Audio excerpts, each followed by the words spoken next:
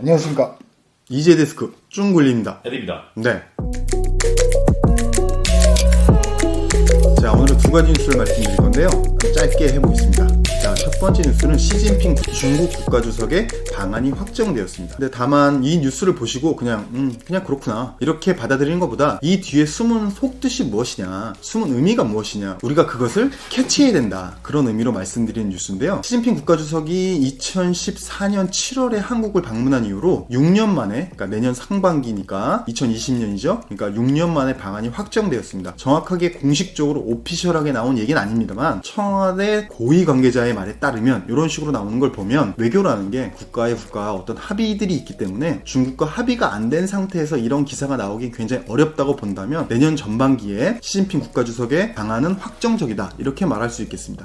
아무래도 4월 달에 총선이 있기 때문에 사실 1월에서 3월 사이에 방문하기 좀 어려울 것 같고요. 총선 이후에 아무래도 4월에서 6월 사이에 방문하지 않을까, 그렇게 생각이 드는데, 어쨌든 시진핑 국가주석이 방문한다, 이 얘기는 그 전에 우리가 왕이 외교부장이 저번 달 10월인가요? 11월인가요? 한국에 방문을 했을 때 아마 그걸로 이미 예견되어 있지 않았나, 이렇게 볼 수 있겠습니다. 한마디로 시진핑 국가주석이 다짜고짜 한국에 오는 게 아니라 왕이 외교부장 역시 2015년에 방문한 이후로 4년 반 만에 한국을 방문한 거기 때문에 외교의 담당자가 한국을 방문했다, 이 얘기는 국가주석이 방문하기 전에 몇 가지 합의할 조건들이 있었겠죠. 이런 부분들을 합의를 하고 그 다음에 시진핑 방한이 확정된 게 아닐까, 이렇게 생각을 하고요. 그 다음에 시진핑 방한이 가져다주는 어떤 숨은 속뜻은 한마디로 우리가 2016년에 사드 사태 때문에 벌어졌던 여러 가지 어떤 뭐라 그럴까요? 양국 간의 분쟁이라 그럴까요? 아니면 혹은 일방적인 괴롭힘이라고 할까요? 어떻게 표현하든 간에 여러분들이 다 아시는 것처럼 중국의 비즈니스하는 여러 가지 업체들이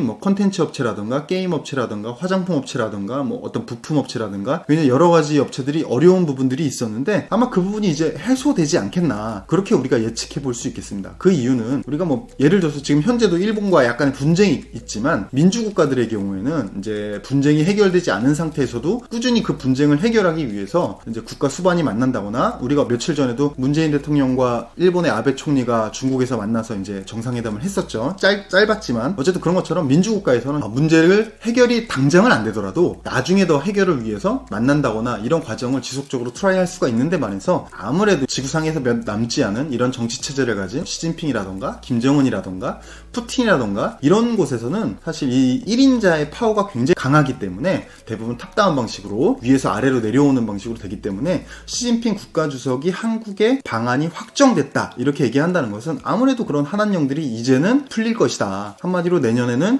중국 관련한 비즈니스가 많이 좀 개선될 것이다, 우리가 그런 걸 예측해 볼 수 있고, 결과적으로 2019년에 한국 경제가 되게 어려웠는데 여러 가지 이유가 있겠죠. 네, 첫 번째로는 어쨌든 미중 무역 분쟁도 있었을 거고, 두 번째로는 그 2016년 사드 여파부터 아직까지 풀리지 않은, 왜냐하면 대한민국에서 가장 많이 수출을 하는 국가가 중국이기 때문에 그런 문제가 있었을 텐데, 이제 두 번째 문제는 해결된 것이 아닌가, 그러면 내년의 경제는 올해보다 나아지지 않겠나, 이런 걸 우리가 유추해 볼 수 있고, 또 한 가지는 미중 무역 분쟁이 저희가 전에 EJ 데스크에서도 한번 말씀드렸지만 1차 합의가 된 이후에 지금 현재 합의서를 작성 중이다, 이런 뉴스들이 나오고 있어요. 어쨌든 그것과 별개로 내년에는, 즉 2020년에는 미중 무역 분쟁이 좀 완화되지 않겠나라는 것도 이번에 방한에서 알 수 있다는 겁니다. 그 이유는 현재 중국은 가장 위협이 되는 국가가 미국이고 중국 경제에 가장 영향을 많이 미치는 국가도 미국인데, 중국의 무역 흑자가 미국에서 굉장히 많이 나오고 있기 때문에 미국이 어쨌든 굉장히 중요하면서도 굉장히 위협적인 파트너인데, 미중 무역 이 분쟁이 해결되지 않고 점점 심각하게 간다면 이 상황에서 미국의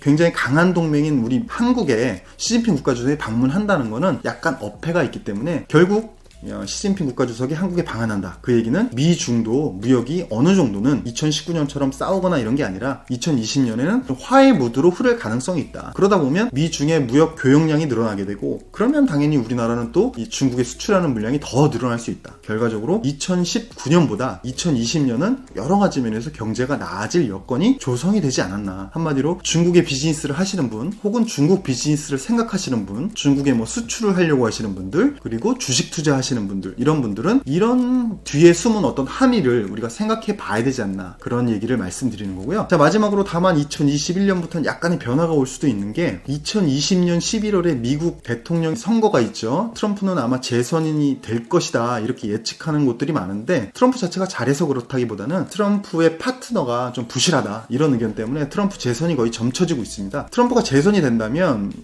미국 대통령 같은 경우는 거의 대부분 재선이 됩니다. 재선이 되지 않은 대통령이 몇 명 없어요. 예를 들어 아버지 부시 정도? 최근에는 거의 그렇고, 그 이후에는 계속 재선이 돼왔죠. 오바마도 그렇고 뭐 아들 부시도 그렇고 클린턴도 그렇고 재선이 계속 성공했고, 아마 트럼프도 재선이 성공한다면 미국은 이 전반기 4년에는 대부분 이제 어떤 경제를 많이 살리는 데 집중을 하고, 후반기 4년에는 대통령이 자기가 가지고 있던 어떤 신념, 목표들을 해결하는 데 노력을 많이 한다고 합니다. 그래서 오바마 같은 경우는 다들 아시는 것처럼 오바마 케어가 오바마의 가장 큰 공약이었고, 후반기 4년에 오바마 케어를 집중했던 거고, 트럼프 후반기 4년은 아마 레이건을 굉장히 존경한다고 여러 번 얘기했기 때문에, 레이건이 롤모델이라고 얘기했기 때문에, 레이건이 소비에트 연방을 붕괴시킨 것처럼 트럼프가 만약 중국을 붕괴시킬 것이다, 이게 자기의 후반기 4년의 목표라고 한다면 2021년부터 다시 세계 경제는 미궁에 빠질 수 있겠죠. 그러니까 한마디로 19년은 좀 어려운 한 해였지만 20년은 19년보다 굉장히 양호해질 것이다. 그 굉장히 양호해진다는 게 어느 정도 수준, 뭐 2배 이상 좋아진다 이렇게까지 말할 수는 없겠지만 19년보다는 여러 가지 면에서 나아질 것이다. 20년에는. 하지만 21년 경제는 또 다시 트럼프가 어떤 마음을 먹느냐에 따라서 다시 미궁에 빠질 수도 있다. 이런 것들을 우리 비즈니스 하시는 분들이나 혹은 투자하시는 분들, 그리고 하시는 분들은 한번 염두에 두는 게 필요하지 않을까, 그런 생각이 듭니다. 자, 첫 번째 소식은 이거 마치고요. 자, 두 번째 뉴스는 타다의 투자 유치 무산 뉴스입니다. 사실 타다가 투자 유치가 무산됐다는 것은 개인적으로 그렇게 놀랄만한 뉴스는 아니었는데, 왜냐하면 이 투자를 하려는 기업에 관심이 있다 보니까 이 뉴스를 선발하게 됐는데요. 2019년 7월에 타다가 6천억 원, 약 5억 달러죠. 환율로 하면 5억 달러인데 5억 달러의 투자 유치를 받으려고 계획을 하고 이제 협상을 하고 10월 정도에 본 계약을 체결하려고 하다가 2010년 정부의 타다 금지법, 저희가 EJ 데스크에서도 한번 말씀드린 적이 있었죠. 정확하게는 뭐 여객 운수 사업법 재개정 이런 법인데요. 그 법으로 인해서, 그 법안 통과로 인해서 투자 유치가 무산됐다, 이런 기사가 나왔습니다. 근데 5억 불이란 금액도 물론 크죠. 6천억이란 금액이 작은 금액은 아니잖아요. 근데 문제는 이 금액을 투자하려는 주체가 바로 우리가 여러 번 얘기했던 손주경 형님 비전펀드에서 이 금액을 투자하려고 했다, 이런 기사가 나왔는데요. 비전펀드는 실제로 스마트 모빌리티 사업에 굉장히 많은 투자를 하고 있습니다. 동남아의 그랩이라는 회사에도 투자를 많이 하고 있고, 중국의 디디 추싱, 미국의 우버도 유명하죠. 그런 상태에서 이제 한국의 타다에까지 투자를 하려고 했다. 이런 걸 보면 확실히 비전펀드는 IT, 그 다음에 스마트 모빌리티, 이런 비즈니스에 관심이 굉장히 많구나라는 걸 알 수 있고, 이 사건 자체는 사실 그럴 수도 있겠다 싶은데, 문제는 이 기사에 달린 굉장히 많은 의견들이 한국의 어떤 규제, 한국의 어떤 이 공무원들의 안일함, 이런 부분에 대해서 굉장히 많이 비난을 하고, 한국의 벤처 생태계가 크기 어려운 부분에 대해서 많은 부분 이제 지적을 하는 그런 의견들이 있는데, 일견 그런 의견들에 제가 동의를 안 하는 건 아닙니다만, 하지만 이 케이스 바이 케이스로 우리가 좀 생각을 해봐야 되는 부분이 있다. 이게 무슨 말이냐면, 그랩 같은 회사들은 동남아 8개국에서 지금 스마트 모빌리티 사업을 진행하고 있는데, 동남아 국가들은 사실 대중교통 인프라가 굉장히 미비한 국가입니다. 아마 동남아 여행을 많이 가보신 분들은 알겠지만 동남아에서는 대체로 대중교통이라는 개념이 별로 없어요. 택시가 아니면 이동하기가 굉장히 어렵습니다.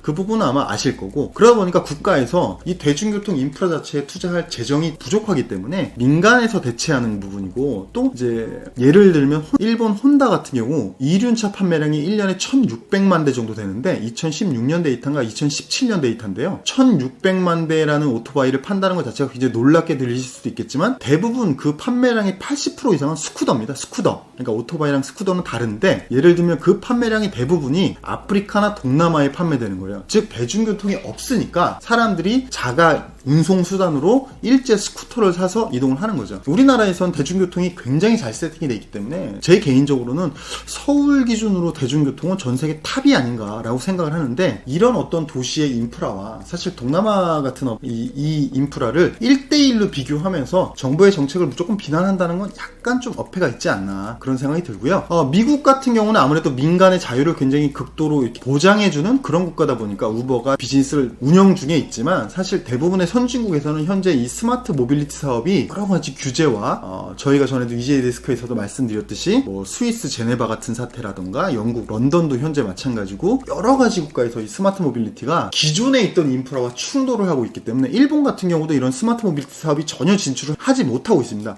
즉 한마디로 어느 정도 인프라가 세팅된 국가에서는 굉장히 마찰이 빚어지고 있고 인프라가 세팅되지 않은 국가에서 활발하게 비즈니스를 진행하고 있는 거기 때문에 단순하게 우리나라에서 타다를 무조건 압박한다, 핍박한다, 벤처를 핍박한다 이런 것들은 약간은 우리가 인프라까지 생각을 하면서 판단을 해야 되지 않나 그런 생각이 들고요. 이 스마트 모빌리티 사업이라는 게 결국에는 제도권 안으로 어떻게 들어와야 될 것인가를 전에도 우리가 말씀드렸지만 사회적 대타협을 통해서 어떤 큰 룰을 만들어야 된다. 무조건 허용해 주는 것도 답도 아니고 무조건 반대하는 것도 답도 아니다. 그 사이에서 절충을 하면서 어떤 룰을 찾아야 된다. 그런 말씀을 드리고 싶습니다. 자, 오늘 EJ 데스크 여기서 마치겠습니다. 감사합니다. 감사합니다. 네.